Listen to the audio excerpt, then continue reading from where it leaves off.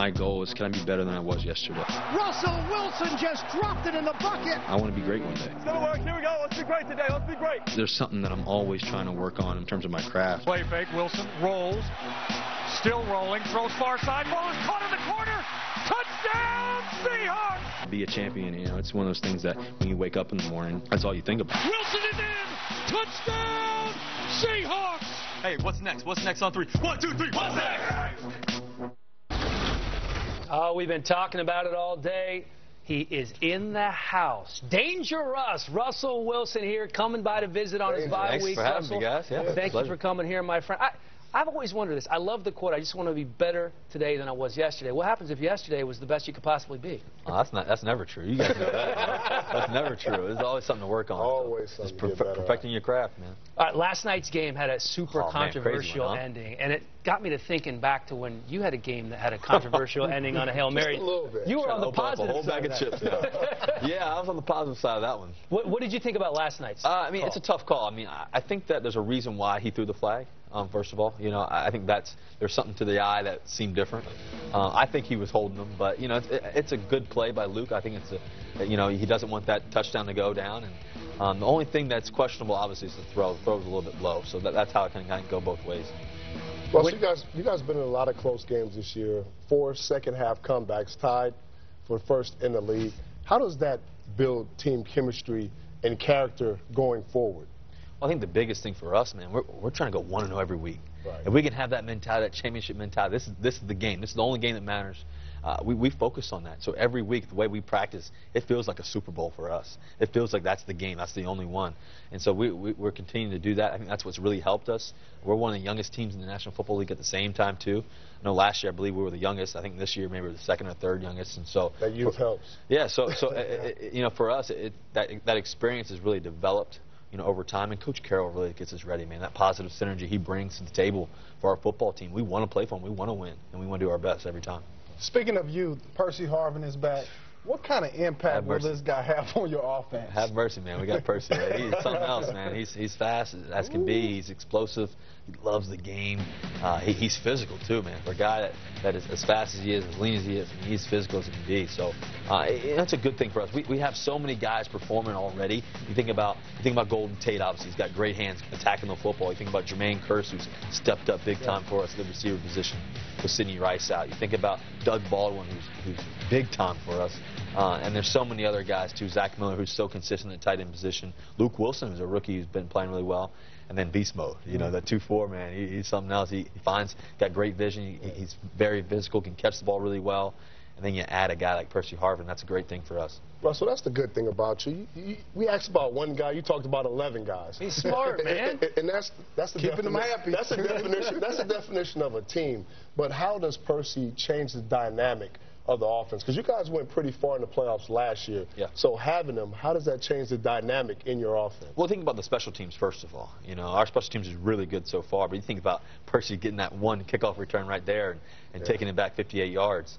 That's big time. But then our offense, it just brings another element to the game, that extra speed. I mean, it's like a cheetah running out there, man. It's something else. I mean, he makes people miss. He's physical. He'll try to run over you, too, at the same time. He made that great one-handed catch, you know, that first catch he's ever made as a Seahawk. That's a special moment for him, a special moment for all of us.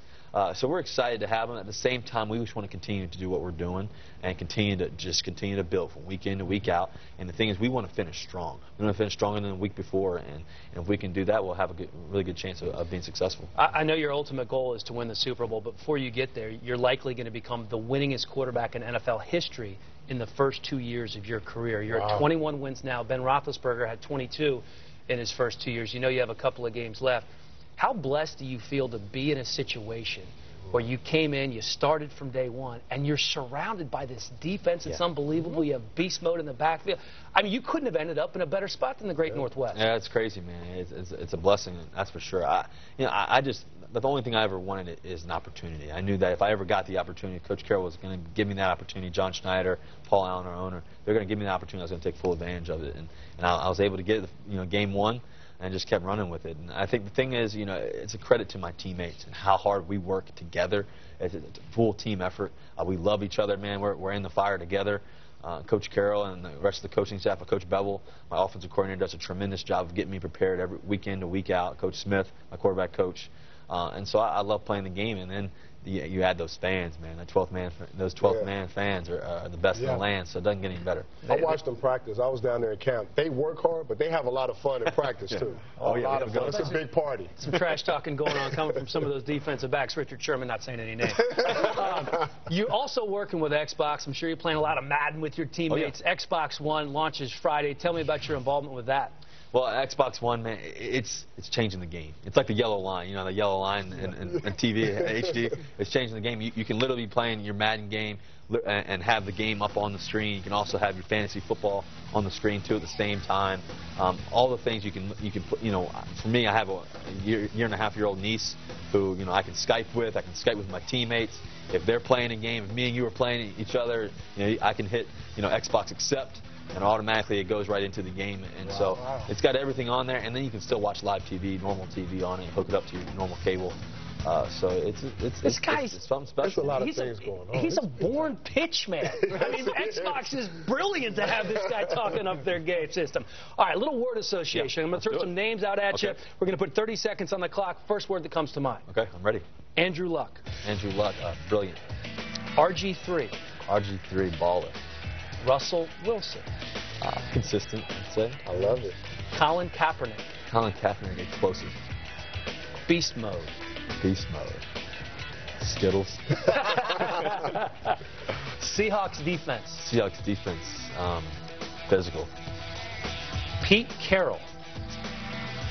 Let's say here, smooth. He's smooth out there, huh? He just has fun out there. I have one more I got to throw in there. I know the bell rang. Richard Sherman. Richard Sherman. I say ball hawk.